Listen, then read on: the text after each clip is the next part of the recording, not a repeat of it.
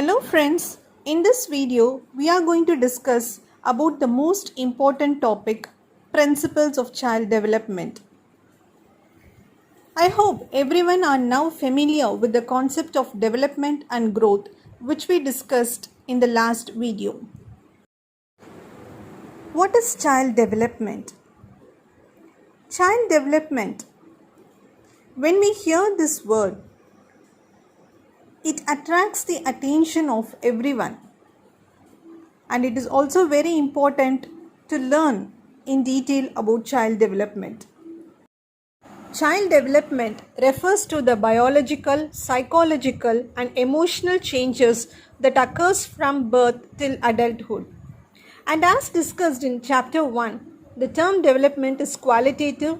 It refers to changes in a person's physical and behavioral traits that occur in a sequence. So we can say that child development is a journey from total dependence to full independence. Now let us discuss the 12 principles to understand the process of development. The first principle is development follows a pattern or a sequence. So what is a pattern? A pattern is the repeated or regular way in which something happens or is done. Similarly, each child is unique and has a different rate of development. Development takes place in orderly manner and follows a certain sequence. Say for example, a baby can stand before it starts to walk. And if you look at a toddler will be able to draw a circle before he can draw a square. Sequential pattern of development can be seen in two directions. The first one is cephalocaudal sequence. According to this, development proceeds from top to bottom. A child will gain physical control of their head first. Then the control will move downwards to the arms and then to the legs. Say for example, when we are holding a newborn, we have to carefully support the baby's head. And at about 2 to 3 months, you can notice that the baby can hold its head up on its own. Then after the next few months, the baby gains control over the use of its arms. The baby can lift the hands and hold the objects. Finally, the child learns to control leg movements and starts to crawl, stand and walk. Next one is Proximodistal sequence. According to this, development proceeds from the center of the body towards the outer parts of the body. It describes the direction of development. For example, the spinal cord develops before the outer parts of the body, and our hands and the feet develop before the fingers and the toes.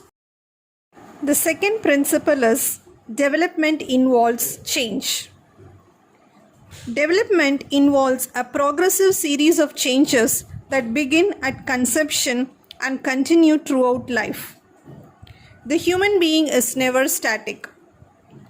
For example, as a result of the growth of the brain, the child develops the ability for learning, for remembering and for reasoning. Third principle is development proceeds from general to specific. Development moves from generalized behavior to localized behavior. We can observe this in the behavior of infants and young children. If you observe the motor development of the infants first motor movements are very generalized and unidirectional, like waving the arms and kicking the legs. Later, the development becomes specific as the infant uses its hand to grasp the objects or uses the leg to crawl or walk.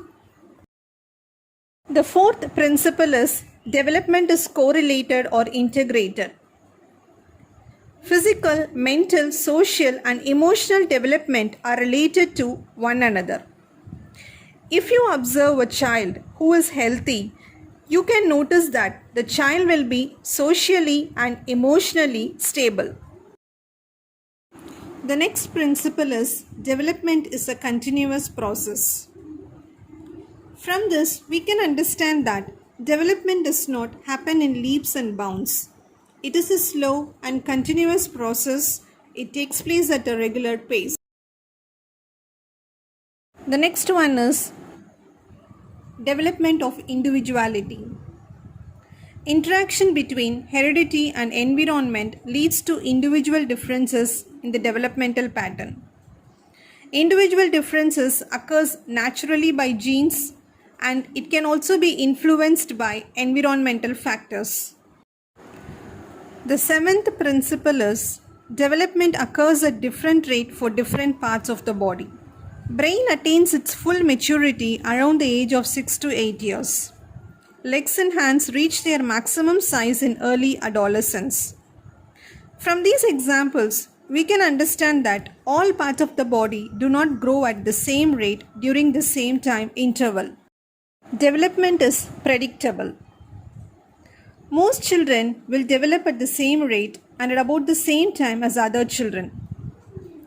These patterns of growth and development allows us to predict how and when most children will develop certain characteristics. For example, with the knowledge of development of the bones of a child, it is possible to predict his adult structure. Now, let us look at the ninth principle of development. Development is the product of the interaction between maturation and learning. Though maturation and learning are two different words, they work together to promote the development of an individual. For example, crawling, walking comes with maturation. If we take learning, it is a development that comes from efforts and practice. For example, cycling, swimming, and so on. Maturation is very important for learning.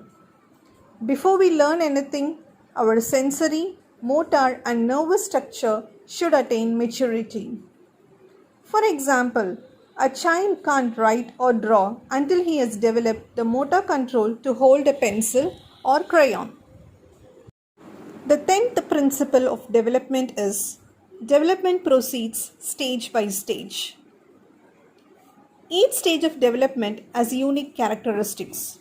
The development of a child occurs in different stages. Development is spiral, not linear. According to this principle, a child doesn't proceed straight on the path of development. The child makes advancement during a particular period but take rest in the following period to consolidate his development. Again, the child turns back and moves forward like a spiral to make further advancement. The last principle is early development is more important than later development. When we are building a house, we are very well aware that the foundation is very important. Similarly, early development is more important as crucial behaviors are learned during the childhood period. So these are the 12 principles which helps us to understand the process of development. In the next video, let us discuss the questions related to this topic. If you have any doubt, please type it in the comment section. Thank you friends for watching the video. Please continue supporting our channel. See you. Bye.